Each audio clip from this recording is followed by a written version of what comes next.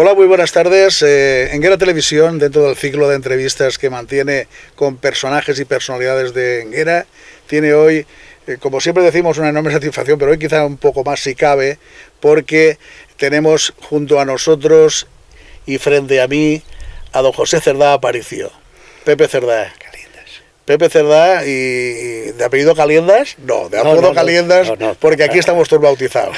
Saqué un pau para servirte y un botifarra haciendo el programa. Sí. Bueno, Pepe, no sé, la amistad que nos une me hace, no sé, quizás remontarme, aunque no somos de la misma época, ni mucho menos, tú eres mucho más joven que yo. Sí, las primeras orejas.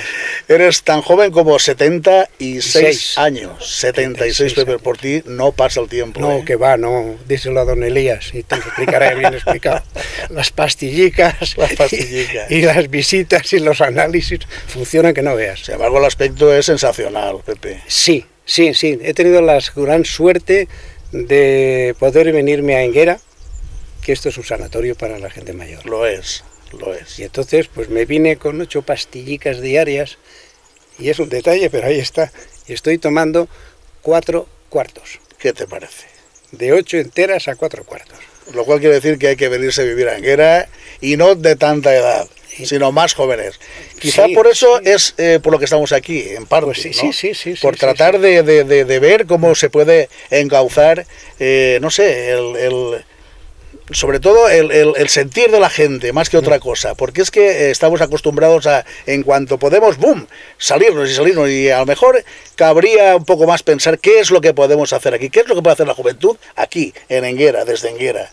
Y de eso, ya que hablamos de juventud, nos remitimos a lo que fuiste tú en tu infancia, porque tú naciste, ¿en qué calle naciste, Pepe? Yo nací en la calle calle Patriarcas. La calle Patriarcas. ¿Medio pueblo?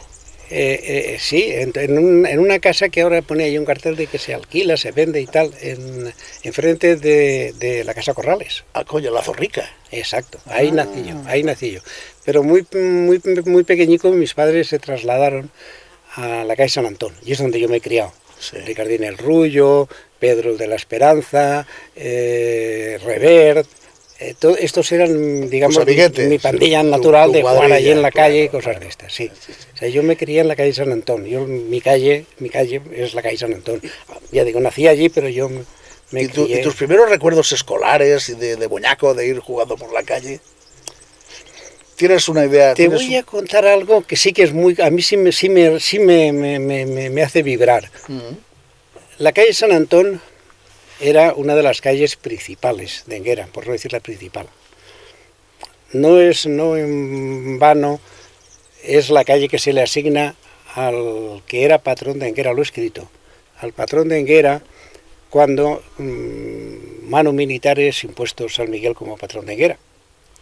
Sí. ¿El primitivo patrón fue San Antón? Hay otro anterior, pero bueno, aquel parece ser que se perdió cuando llegaron los moros, que eran unos médicos Santos Cosmes y Fabián, del que hay constancia en los archivos parroquiales. Ah, caray. Entonces, después de la Reconquista, digamos que hay una pugna entre San Antón y San Jaime, ¿de acuerdo?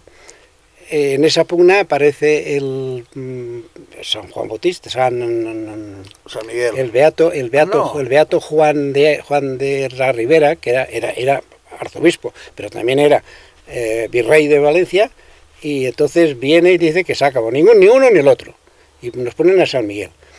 Y lo digo porque está escrito, y no soy yo el que lo descubrí eso. Yo me remito al primero que lo escribió. Y entonces, cuando eso que cuentan de que las calles de Enguera fueron por sorteo, los santos y tal, y yo pienso que sí que es posible que fuera por sorteo, pero un sorteo como lo del campeonato de fútbol. Eso amañado. Sí, porque es curioso que a San Miguel le pongan la última calle del lugar. Sí que es verdad. Y que las dos calles principales, que son el Llano y San Antón, el Corcote entonces, se lo pongan a San Jaime y a San Antón. Claro. Eso es muy curioso, yo no estaba, pero ahí están, ahí están los datos. Bueno, entonces yo esa calle la recuerdo como la calle de jugar, Recuerdo cuando hicieron las primeras zanjas para hacer el alcantarillado y el agua potable y jugar a la botana allí. Entonces, ¿Con barro? Sí, con barro. Botar agujero. Efectivamente. Y entonces, esa es la imagen que yo tengo de mi infancia. Bueno, tengo otra imagen de mi infancia, que es la de la primera comunión. Te voy a contar por qué. En aquella época los chiquetes íbamos, no todos, pero casi todos, con espardeñas. Espardeñas que el sábado te las quitaban, te las lavaban y el domingo estaban limpias. Y nuevas no, pero limpias estaban. ¿Tenías de careta? Y tenías para toda la semana. Bien, de careta los que podían. ¿Y de esparto? De esparto. Y albarcas también. Bueno, mi abuelo las hacía y mi tío Miguel Pau también. Por eso te lo digo, que tú eso lo sabías. Y yo las he llevado. Por eso te digo. Y soy más joven. Vale, pues entonces, en esa época de caretas y tal, llegaba la primera comunión. Y ese día tenías que llevar zapaticos. Y tenías que ir trajeado. Amigo. Y chico, mira por dónde las dos cosas, yo acabé ese día porque entonces iba a visitar a los familiares que te daban los regalicos ricos y tal, y yo acabé con los pies llenos de tocaduras y el cuello con aquello cerrado y todo esto rojeces, todo rojizo y tal. Madre mía. Y luego mira por dónde me ha tocado ir con zapaticos y con alzacuello. Y con alzacuello. Sí, ese es otro recuerdo que tengo. Sí, también tengo otro recuerdo que es lo feliz que yo fui, bueno, lógicamente uno se olvida de las cosas malas, pero sí yo recuerdo que yo debía ser muy malo, debía ser muy borde, sí. No me metieron en el reformatorio, eso sí que lo recuerdo, pues no me digas por qué. Sí sé que estuve una semana a pan y agua yo solico en un pajar amagado. Cuando salí, ya el que tenía que haberse muerto no se murió y ya no se olvidaron del reformatorio. Sí, eso fue ahí en las 4 esquinas. Le pegué una pata a un chiquet. En sálvase la parte que cayó rollado. Madre mía. Tan rollado que yo me asusté y me amagué en un pajar. Y todos buscándome por aquí y por allá. El chiquet, gracias a Dios, no se murió. Pero digo, yo debía ser muy borde de pequeñico. Menos mal que ahora eres mejor, Pepe. Sí, por lo visto sí. Algún día, si tengo ganas, te enseñaré una foto que tengo de cuando yo tenía 4 o 5 años de la escuela. Sí. Y efectivamente yo me digo, ¡ay, cara de pinta tienes! Yo solito me lo digo. Y hablando de escuela, sí. Cuando eras pequeño, ¿tú a qué colegio fuiste? ¿O ibas aquí a las escuelas? ¿O cómo recuerdas tú? Mi recuerdo empieza con doña Amparito, allá en el convento, allá arriba. Era una especie de parvulario que había allí y ella era la maestra de eso. Pero después, con el tiempo, alguien me hizo llegar una foto y yo estoy en el colegio de las Madres Mercedarias, cosa que yo no tenía noticia, pero claro, si está la foto, no voy a negar la evidencia. ¿Tú eres otro de los discípulos de Sor Beatriz? Otro discípulo de Sor Beatriz, Madre mía. Justo. Después, pero eso fue, bueno, me refiero a lo de la escuela de párvulos, fue mínimo. Después de ahí ya pasé a la calle Fuera. Y en la calle Fuera mi maestro fue don Luis Navarro Celma, que era un extraordinario maestro. Como todos los de la época aquella. Sí, pero es que además este hombre venía de Madrid represaliado. Ah, caray. Era un tío que, quiero decir, al decir que venía de represaliado, si quieres lo quito, pero que venía de Madrid, quiere decir... No lo quites porque yo recuerdo que don Francisco Cerdán Alventosa, que todavía vive, señor, sí, señor. En los libros que nos dio para el bachillerato, lo que era historia de la lengua, historia de la literatura española, mejor dicho, era escrito por don Ángel Lacalle. Don Ángel Lacalle estuvo de profesor en Játiva. Que fue profesor mío. Y fue profesor tuyo. Sí, señor. Ese hombre estuvo aquí represaliado y era una eminencia.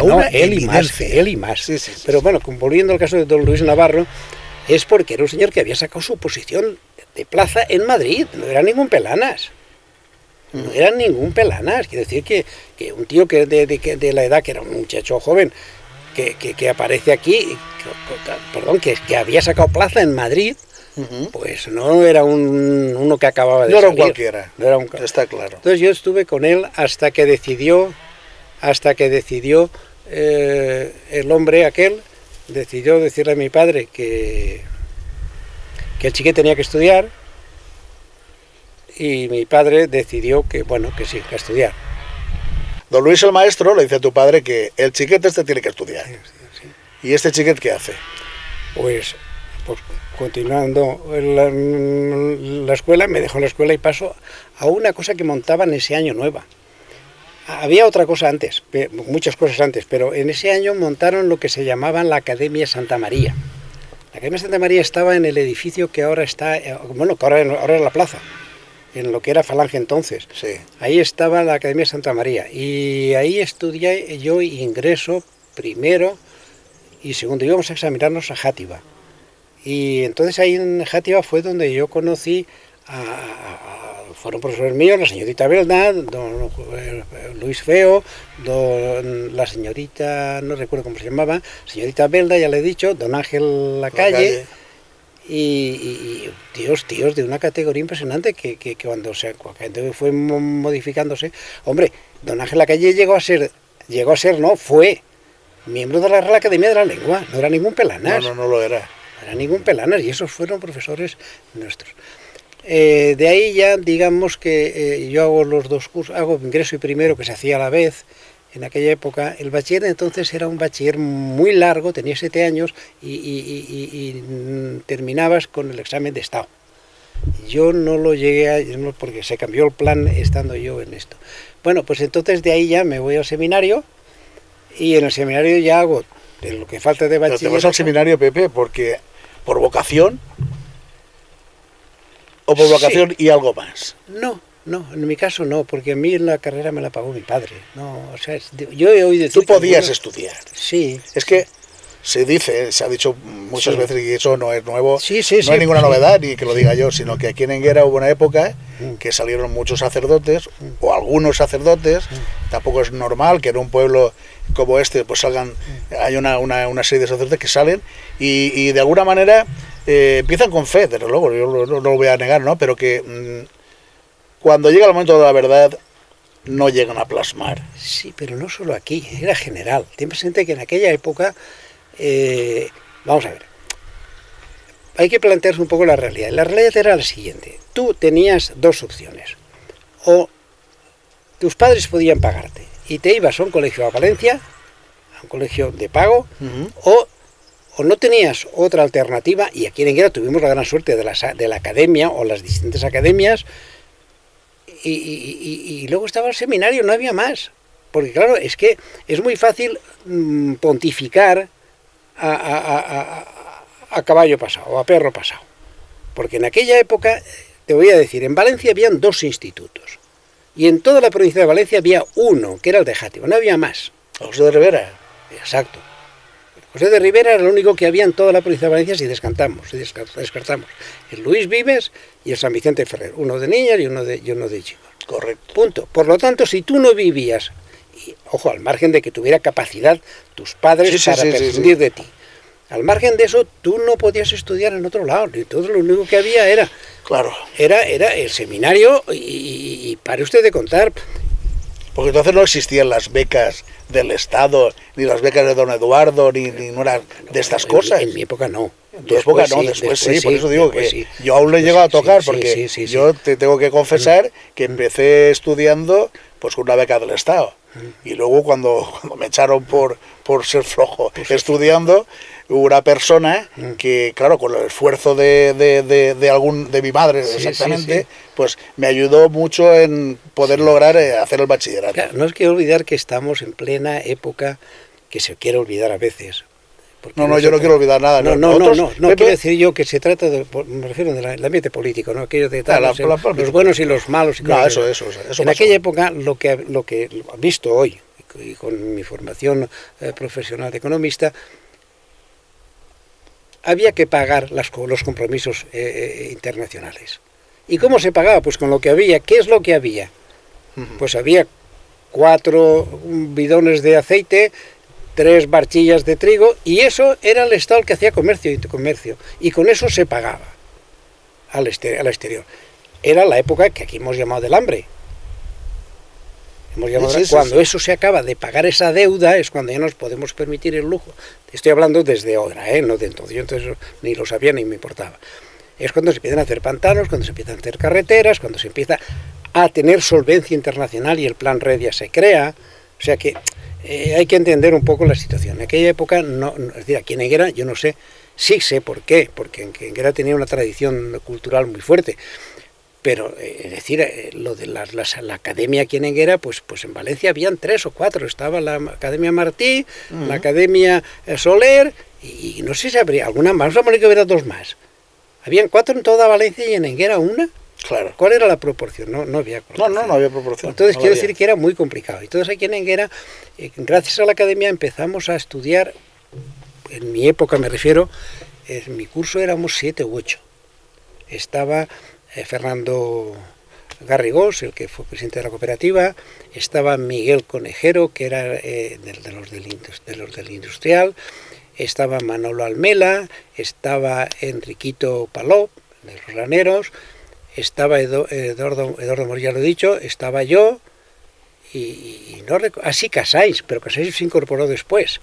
O sea que, y esos éramos los que empezamos el bachillerato aquí en Enguera después de guerra. Porque había una sección anterior que venían de antes, en el que estaba Ricardo Palop, que el año pasado quisimos celebrar el aniversario de ese tipo de academia, y te digo, en Enguera tuvimos la gran suerte de que ahí se implicó gente. Aquello fracasó por razones que no vienen al caso, y entonces desde la parroquia y desde el ayuntamiento fue cuando se creó la Academia San Miguel, continuación de aquella. Bueno, ya estamos en la época de la academia, que dices que efectivamente deriva en lo que es hoy, lo que es hoy no, era Colegio Libro Adultado, Manuel Tolsá, nombre se le puso así, sí, señor. Que estaba, si mal lo recuerdo, no, lo recuerdo perfectamente porque yo estuve allí, en la carretera, en el grupo aquel que estaba bajo de la carretera, que daba al campo fútbol. De ese grupo me gustaría a mí, si no es muy largo, si me hago largo me cortas, porque es una de las partes de la historia de Enguera que creo que es muy importante.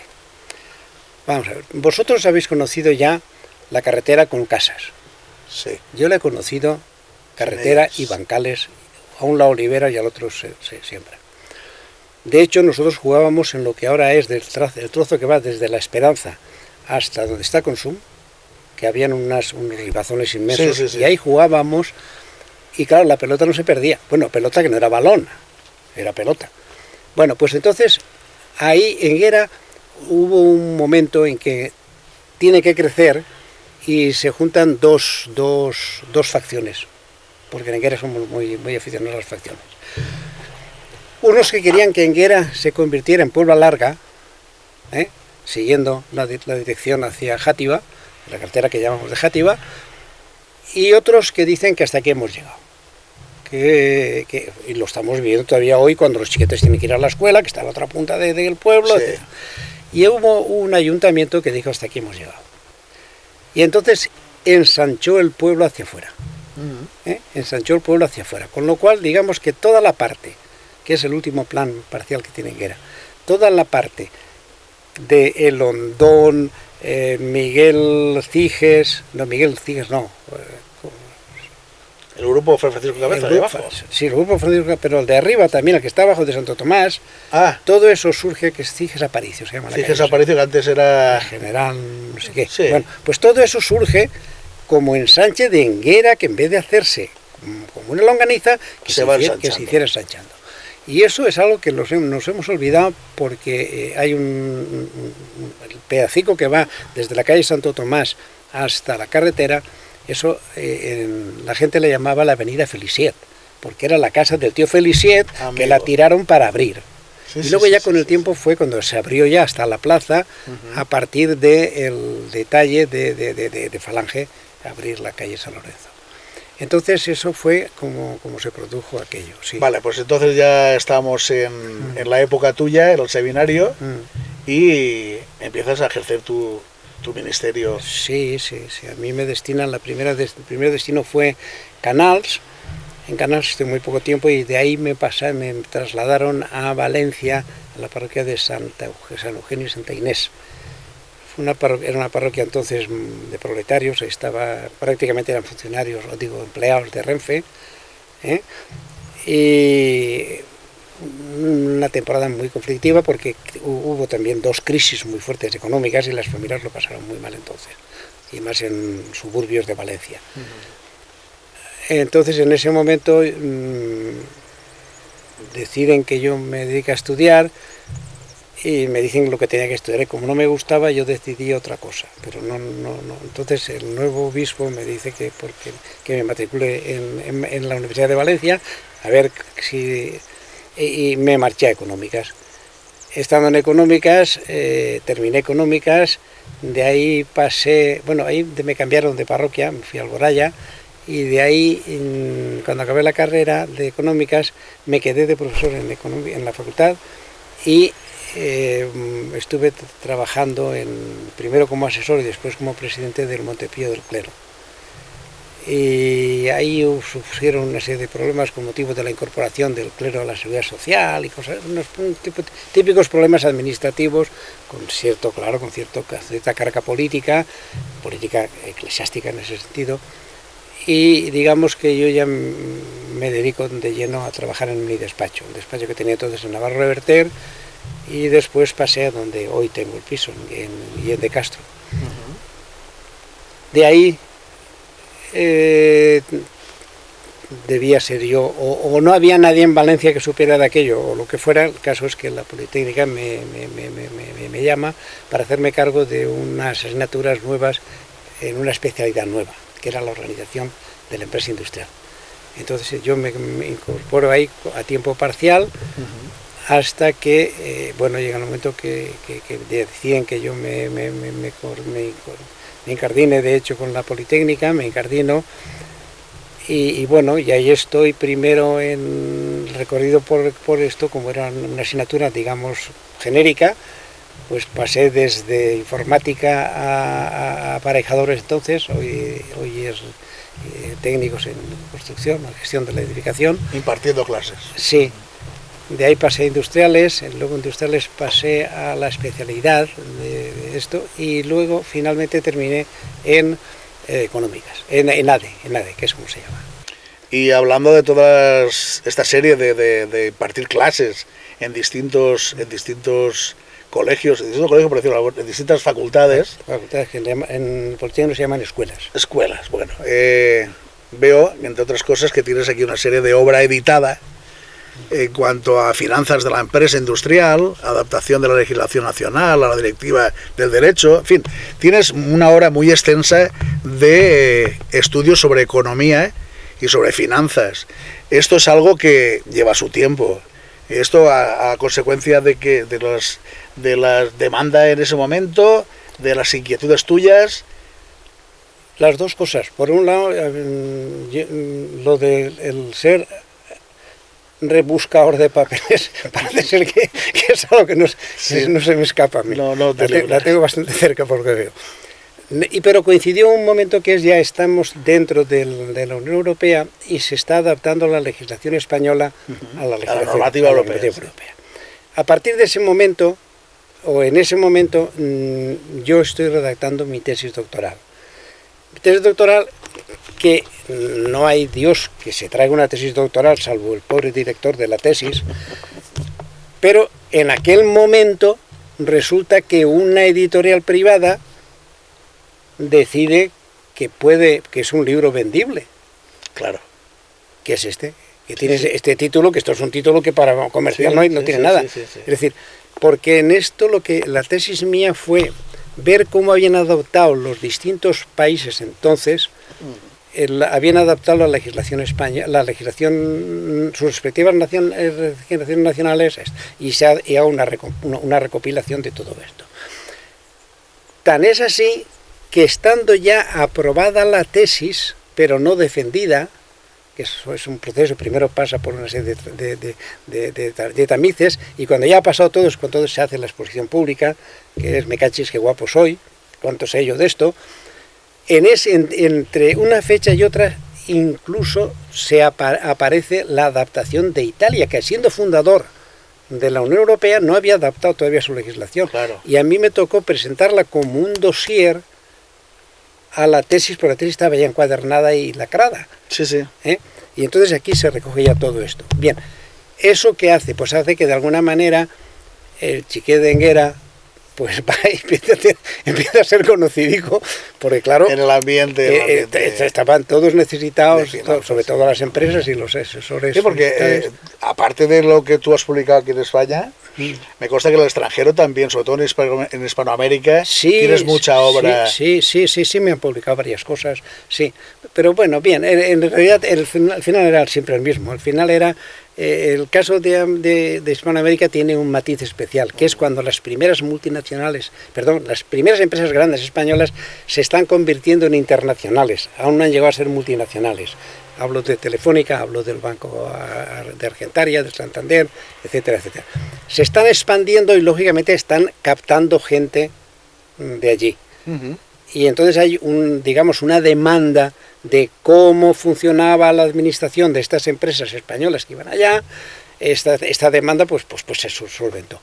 Coincidiendo con la gestión extraordinaria de los rectores de la Politécnica han sido extraordinarios todos, por cómo han diseñado ese tipo de universidad, que era la expansión de la Politécnica en Hispanoamérica. De hecho, toda la Hispanoamérica todos los países de Hispanoamérica, empezando por Cuba, México, las principales Antillas, Panamá, el Istmo, y llegando hasta Argentina y Chile, en cada nación había una asociación mixta formada por la Politécnica, por alguna universidad o algún grupo de universidades de allí, el Santander, las principales entidades financieras españolas. Exacto, y entonces nos íbamos allí, nos mandaban allí a impartir cursos, ¿no? A impartir cursos, y cada quien en su especialidad, y yo concretamente como era el tema que más llamaba, porque era el que podía dar colocaciones a los universitarios de allí, pues entonces sí, efectivamente me publicaron varias cosas allí. A todo esto, Pepe, tú estabas compaginando lo que es tu carrera profesional, que en aquel momento era la economía, tú eras economista y con prestigio. ¿Estás compaginándolo con el sacerdocio, o en ese momento tú habías dejado un poco de lado? No, el sacerdocio lo había dejado un poco antes. Antes, es decir... Pero un inciso, tú todavía eres sacerdote. Oficialmente sí. Sí, que no ejerzas otra cosa. No, digo yo, pero sí, o sea, yo no me... Nunca dejaste de ser sacerdote. No me he secularizado, que es la palabra que se utiliza. Correcto. No me he secularizado. De hecho, yo estoy incorporado al Montepié del Clero, etcétera. Sí. Bien, y con eso yo creo que prácticamente, digamos, esa época de estudio de la economía, pues bueno, están los libros, pero en publicaciones y congresos y tal, pues inmodestamente algo tuve. Y ya haces los primeros pinitos de venirte a vivir a Anguera, porque sé que ya estás en un impasse, que te has arreglado la caseta, que... Pues sí. Ya estabas pensando en ir plegando velas y volver a la tierra que siempre te ha llamado tanto. Sí, porque yo tenía ya una edad que lógicamente venía la jubilación voluntaria a los 65 y la forzosa en el caso nuestro a los 70, y me jubilaron a los 72, porque dicen que había una disposición transitoria en la legislación universitaria que permitía que el rector te decidía cuándo te jubilaban. Yo no sé si es verdad, pero a mí me la aplicaron. Debe de serlo, porque como en tu caso hay varios. Efectivamente. Pues es verdad. Y entonces, pues sí, empecé a prepararme la caseta. Ojo, tuve un infarto que me repitió, y eso me hizo frenar. Cosa que se lo agradezco a los médicos que me hicieron ver la realidad. Y sí, me vine aquí a la caseta, la acondicioné para vivir yo, me traje la luz eléctrica de la electrificadora enguerina, de la que algún día habrá que hablar, y no digo más. Eso es otro tema. Sí, es que alguien... Es otro tema, y es un tema interesante. Es que hay alguien interesante. Es que hay alguien que tiene algo que ver. En esta caseta fue donde se parió. Por eso digo. Pues entonces es un tema interesante, y quizá y de eso y de otras cosas, pero de momento creo que vamos por el buen camino, y sirve como iniciación. Exacto. Porque lo que sí que está claro es que ahora vamos a hablar de algo que efectivamente, como aquel que dices, lo has parido tú, Pepe. Y ya estamos en Anguera, Pepe, y entonces, como eres un alma inquieta, que no puedes parar, Antes has mencionado eléctricas enguerinas, pero claro, ahora yo quiero mencionarte otro de tus criaturas. Esta última criatura es la Fundación La Sierra de Enguera. Sin de Enguera. Sin de Enguera, Fundación La Sierra, porque exactamente, sin de Enguera. Porque aparte de Enguera está la Canal de Navarres también, la costera, que a veces se obvia y no es así. Estamos, queramos o no, inmersos en ella y así debería de ser, y así parece ser que quiere ser. Entonces vamos a hablar de ella, Pepe. Dinos cómo surgió la idea, cómo se gestó y al final qué papel desempeñaste tú en esto y qué papel desempeñas en la actualidad. Macho, más preguntas que ni que estuvieran en examen las preguntas que nos interesan a todos. Vamos a ver. Primero, la fundación surge porque yo sí tengo claro, por mis lecturas, que Enguera había sido la primera ciudad industrial de la provincia de Valencia. Vale. En el censo de 1900, Enguera está delante de la propia ciudad de la capital está en el censo industrial, está por delante. Hay una serie de datos que posiblemente este año, me adelanto, posiblemente este año queremos ver si lo podemos poner encima de la mesa. En Enguera no solamente había grandes empresas, sino que además había una cosa que hoy en día está muy de moda, que es el trabajo repartido. Es decir, lo que pasa es que entonces era en las casas de Enguera y a nivel mundial con la globalización pues es la fabricación en un lado, la otra en otra, es decir, se van a la India, se van a la China, exacto. Vale, bien. Entonces Enguera debía tener un sindicalismo impresionante, tan impresionante que estamos buscando a alguien que nos lo ponga encima de la mesa, a los enguerinos. Rápidamente dos detalles. Porque es que esto tiene que ver con la fundación, ¿eh? Parece que no, pero tiene que ver. Cuando la famosa noche del Siri, de Alcoy, Bakunin y compañía se vienen para Enguera, a hacer la misma faena aquí en Enguera. Y ahí en La Plana consta que los dos sindicatos de Enguera que habían entonces, los dos sindicatos que habían en Enguera, UGT y FAI, se plantan en La Plana y le dicen, humo, cada uno a su casa, que aquí nos arreglamos nosotros.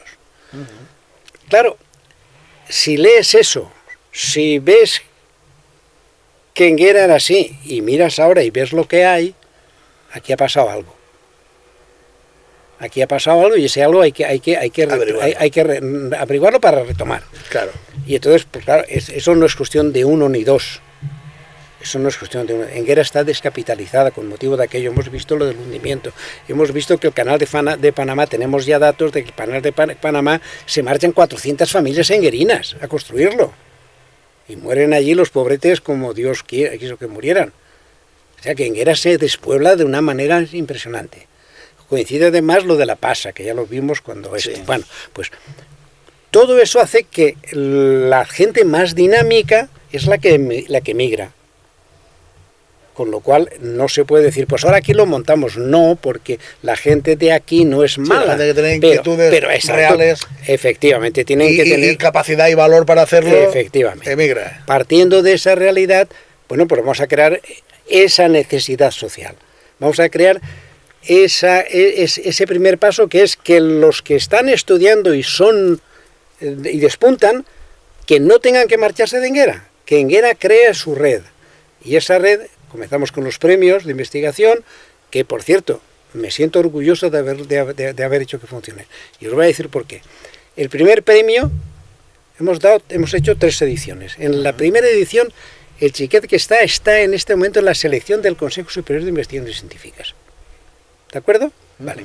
Y el segundo está en este momento en la preselección para el estudio del genoma en una universidad inglesa financiada por la Unión Europea. Son los 2 primeros chiquetes que hemos seleccionado. Ojo, hemos seleccionado 2 más, pero los 2 primeros ya los tenemos ahí colocados. Con lo cual sí que tenemos capital humano. Pero di nombres, la gente está ávida de saber, el enguerino quiere saber. Di nombres. Pues los 2 chiquetes, el primero es el hijo de Santiago, ¿cómo se llama? Sánchez. El hijo de Santiago Sánchez y el otro es el hijo perdón, el Chiquet se llama, bueno, Chiquet. Es el secretario de la fundación, que es Jorge Izquierdo. Y tenemos un Chiquet que está en este momento en la Politécnica de Madrid. Ahí están, o sea, que sí que se está haciendo cosas. Ojo, a medio largo plazo, porque en estas cosas hay que ir acá. Y luego tenemos toda la acción derivada o relacionada con la formación. En algunos centros educacionales nos dejan entrar, en otros nos ponen todas las excusas que hay que poner. Y bueno, y mira, ¿y qué vamos a hacer? Pues poquito a poquito se hace camino al andar. Y eso fue la idea de la fundación. Tratar de reindustrializar, no, de industrializar con empresas siglo XXI la comarca.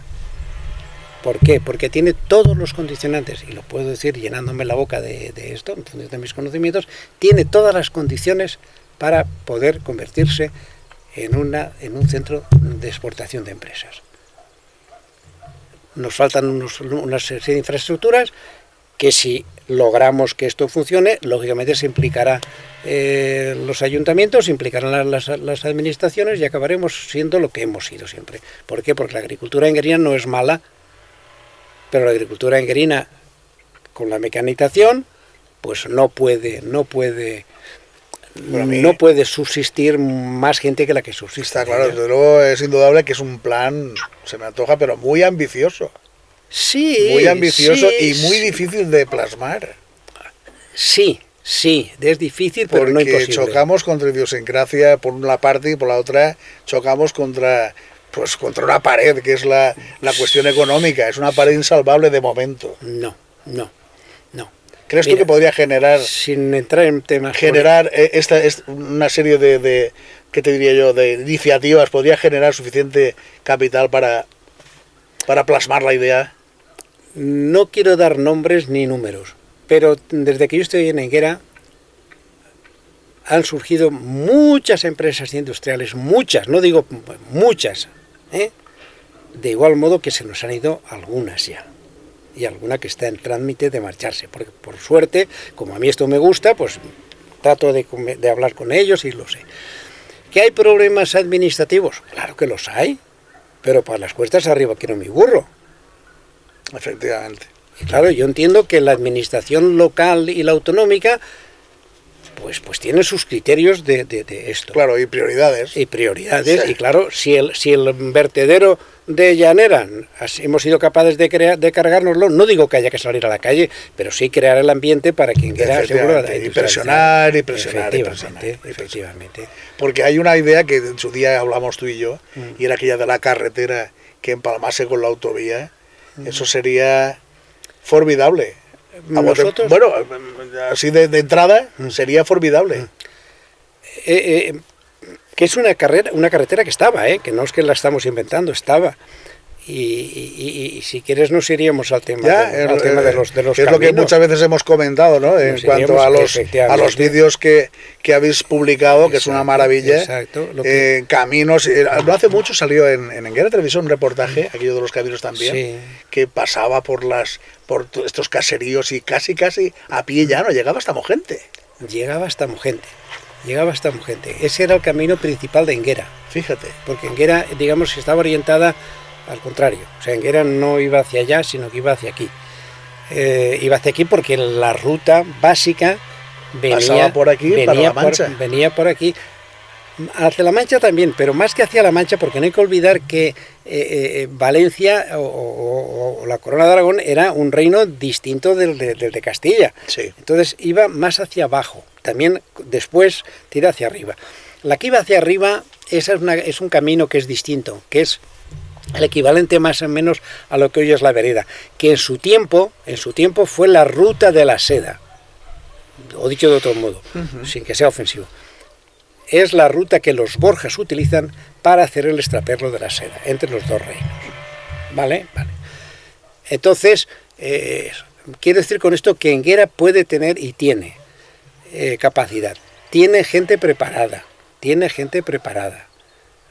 No hace más falta más que mirar la nómina de enguerinos que están colocados fuera. Estos que acabamos de son chiquetes, ¿vale? Sí, pero es que hay un dato más fuerte, es que hay una serie de enguerinos que lograron cambiar la historia de Enguera y que la gente no sabe ni que existieron. Me estoy refiriendo, que es un personaje que vamos a estudiar este año en los cursos de verano, Baltasar Fuster. Baltasar Fuster es el hombre que introduce la nueva agricultura en Enguera y la industria. ¿Y este hombre era originario de aquí de Enguera? Este señor es un enguerino, hijo de un señor que es de Sumacárcel, porque Sumacárcel era también de la zona de la sierra, no hay que olvidarlo, y su madre era de Navarrés. Se casan, se establecen en Enguera y son varios hermánicos. Bueno, te voy a decir el final de la fiesta cuál es. El final de la fiesta es la famosa señorita Fuster y el famoso Tiesto, que fue diputado cunero de aquí de Enguera.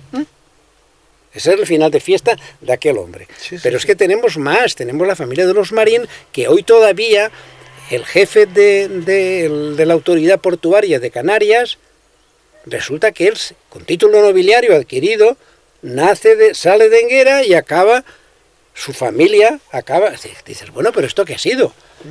Está el inicio de la familia Marín, la estudia, ¿cómo se llama? Enrique Boix. Bueno, pues es cuestión de seguir la familia Marín, que es una familia impresionante en España, y es de origen enguerino. Pero ya más reciente tenemos varios señores que les han puesto en las calles, son los cartelicos, a los hijos, cuando los hijos... El mérito de ellos es ser hijos. Es ser hijos, y el señor que hizo por Enguera va y resulta que no. Era el papá. Va y resulta que no tiene nada. Entre ellos está el doctor José Albiñana Tiesto, que le pone en la calle a su hijo José María Albiñana Sanz. Pero por motivos políticos, eso es indudable. Bueno, pero es que el tal Albiñana Tiesto, en su haber tiene la creación de la sociedad del matadero, tiene la creación de la residencia, que ahora llamamos residencia, pero que era el hospital. Eso se le debe a ese señor. Es el primero que crea, él era médico, las primeras condiciones de salubridad de Enguera en plena crisis, en plena época de las epidemias del 19. Ojo, él y el médico Talón, Bartolomé creo que se llamaba, ¿no? El abuelo de Pilar. Entonces, bueno, él por parte sería Talón, sí. Sí, porque son originarios de Chella. Que son originarios, exacto. Porque es que esa es otra. Es cuando se ve... el abuelo de Pilar, el abuelo de Ventosa, sí, era médico ya. El abuelo era el médico de aquí titular. Coño. Era el médico titular. Luego el padre casa con una hija y se queda aquí de médico también. Que claro, el padre viene de Canals, ¿o no? O de la zona esa. No, lo que pasa es que esa zona está comunicada muy fuerte con Sellén y los molinos del cauce del río, los ferries, los tal, todos esos están muy vinculados, los Colomer y tal, y los Graus finalmente. No, lo que yo quería decir es que hay que entender un poco la realidad como era. Y finalmente, te estoy hablando de pero es que hemos hablado del sindicalismo, hemos hablado de esto, y podemos hablar de familias que han creado y no tienen, ya te digo, no tienen. Y el Albiñana todavía hace otra cosa más, que nos vamos a publicar ahora dentro de nada, no nuestro, sino copiar lo que escribían en la época. Pues no lo digas. Es que sea una primicia esto, el significarlo, pero sí, vosotros sois los que hacéis el trabajo, lucirlo. Es el tío que hace la tercera y última intentona de ferrocarril en Enguera. Caray, la tan llevada y traída intentona. Justo, que vamos a publicarlo ahora, y lo hacen entre los dos médicos, Talón y Albiñana, son los que están. Entonces, un médico que hace todo eso y no tiene derecho, ni en esta casa nació, ni eso tienen derecho. Yo antes te he dicho lo del hijo por cuestiones políticas, porque era político. Sí. Entonces, lógicamente, quizás su trabajo se ha visto más realizado de cara a la galería, precisamente por ser el presidente de un partido político. Sí. Fue nacionalista, si mal no lo tengo entendido. Sí. Entonces, claro, por eso le dedican la calle. Si el pueblo hubiera supiese, que ahora lo va a saber, los méritos del padre, indudablemente algo podían haber hecho. Y si se ha callado, hasta ahora, si no se ha sabido, es un misterio grandísimo. Sí, pero fíjate que no se reconozca una personalidad así. Pero te he dicho 3 nombres que en su época han cambiado. Sí, sí. Han cambiado. El Baltasar es el que crea toda la infraestructura industrial a partir de los telares en las casas, crea la industria en el río. Es decir, la famosa imagen de Garnelo, ese dibujo de la riada del río, esa era la industria de Baltasar Fuster. O sea, que tenemos capacidad, que no se hacen las cosas en 2 días, que yo no lo voy a ver. Y si quieres el tema de la carretera, pues lo tenemos ahí igual, el tema de la carretera, o nos unimos al siglo XXI o continuaremos con los caminos de la preguerra. Perfecto, Pepe. Bueno, Pepe, entre otras cosas, lo que es la Fundación La Sierra es una entidad que no para. Sois un grupo de trabajadores natos. Todos los meses de este año, todos, absolutamente todos, han tenido un acto u otro. Porque claro, es una cosa esta...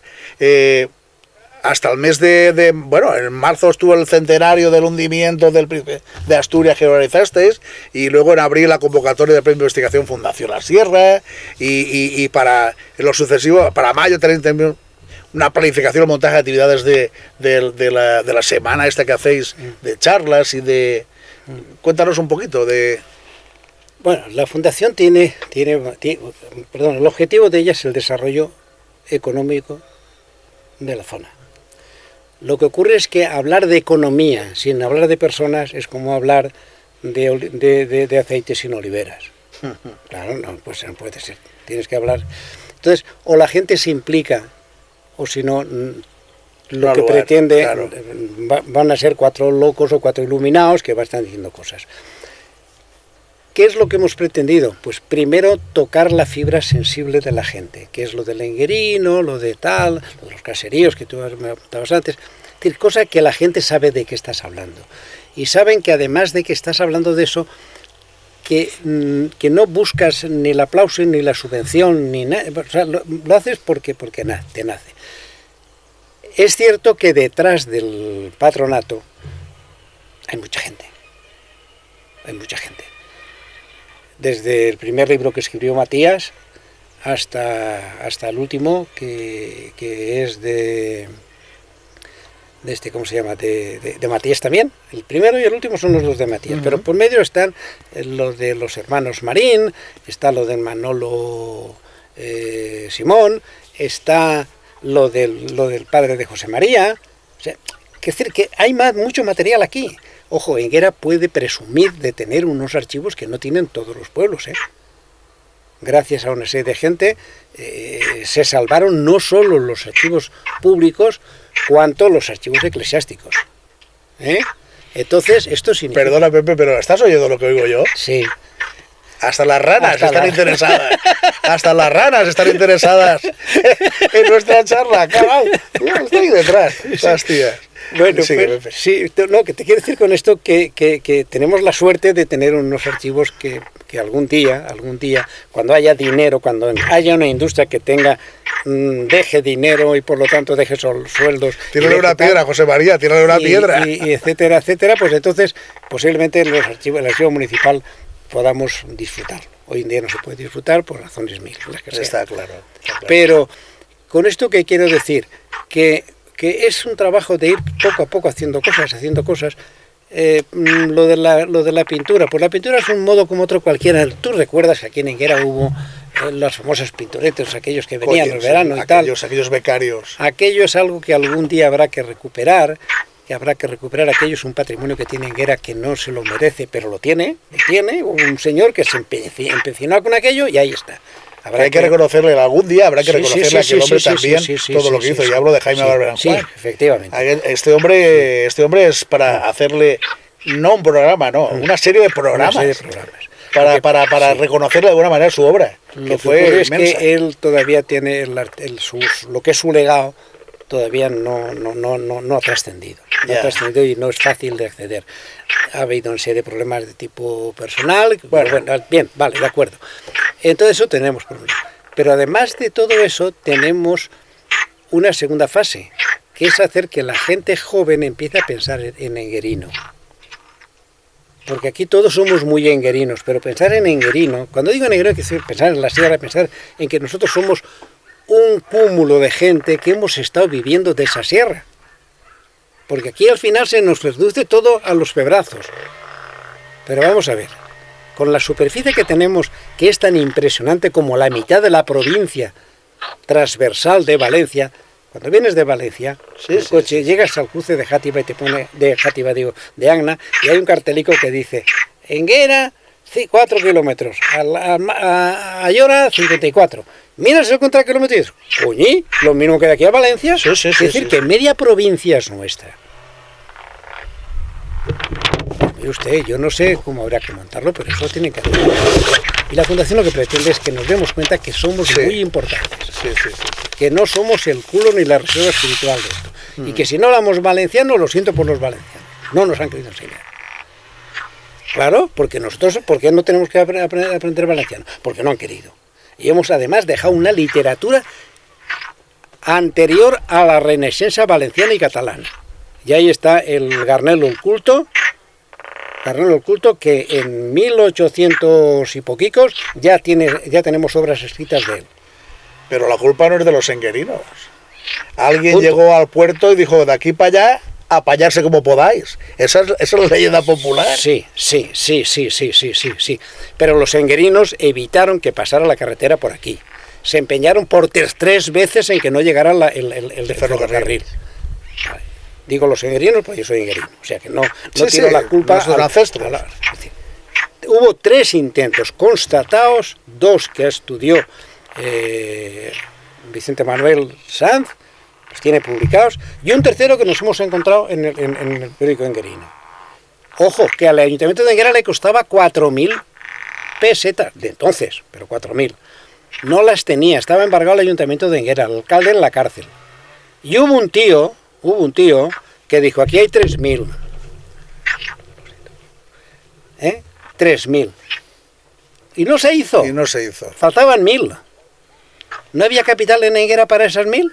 Claro que lo había. Por tanto, los ingenieros también tenemos culpa. Tenemos culpa y tenemos nuestra porción de responsabilidad y afrontarla. Y si no lo sacamos nosotros, no nos lo van a sacar. Y eso es lo que pretende la Fundación. Pues yo creo que, Pepe, que con la ayuda vuestra, con el esfuerzo de nosotros, de los enguerinos, cada uno en la parcela que pueda o a bien lo tenga, si aunamos esfuerzos, si el ayuntamiento que tenemos, porque hay que involucrarlo, el ayuntamiento, si el gobierno de la comunidad autónomo nos echa una mano, yo creo que sí que podemos hacer mucho más de lo que se está haciendo o de lo que se ha hecho hasta ahora. Yo estoy convencido. Y eso es algo que tenemos que mentalizarnos, desde luego.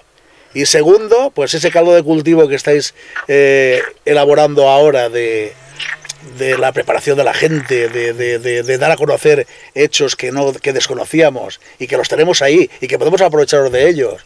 A ver si eso sirve de algo. Porque mejor situación que en esta no vamos a tener nunca. Mira lo que te estoy diciendo. Pues mi persona, no me meto en política. No. Pero en este momento tenemos, y yo me siento honrado como enguerino, me siento honrado. Tenemos en el gabinete de presidencia tenemos a un enguerino. El diputado provincial es de infraestructuras, es de esta comarca. Como si fuera de aquí. Es de esta comarca. Para no decir que es de aquí, que también lo es. Macho, es cuestión de labrar todos en el mismo sentido. Pues sí. Y yo creo que el nuevo ayuntamiento tiene agallas para tirar para adelante, que viene con deudas. ¿Pero quién no tiene deudas en este país? El que no tiene deudas porque lo tiene en Panamá. Eso está claro. Otra cosa que se pudiera o no evitar, pero eso es otro cantar, pero que el que no tenga que espere, siempre lo ha dicho el refrán y es verdadero.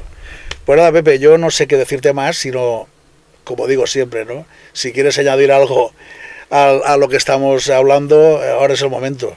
Bueno, pues deciros que muchas gracias por el tiempo que me habéis dedicado. Me habéis hecho recordar cosas que las tenía ya metidas por ahí adentro. Ha salido. Y yo creo que eso está bien. No olvidéis que Enguera tiene capital humano, que ha estado muy descapitalizada, de capital humano, está muy descapitalizada, que hemos llegado a pasar, en el periodo que yo estoy en Enguera, de tener 8 bancos. Es un detalle, no tiene más valor. Y yo qué quieres que te diga, y no tiene que venir a solucionarlo. O nos apretamos nosotros los machos, porque chiquetes preparados hay, chiquetes con ganas de esto hay, pero ya está bien de decir, eso está mal dicho. Pues mire usted, eso se dice chiquetes y chiquetas, y no está mal dicho, es así, está escrito. Lo he oído de que era un chiquet. Exacto, así por tanto que no nos vengan contando que eso está... algún día os contaré una anécdota, porque son de personas ya con nombres y apellidos. Pues una chiqueta que llega a casa y le dice a su madre: mamá, mucho habrás estudiado, pero no tienes ni idea, se dicen muñacos. Tú dices que no, pero en los libros de los cuentos dicen muñacos, y eso está escrito en libros. Claro. Termina.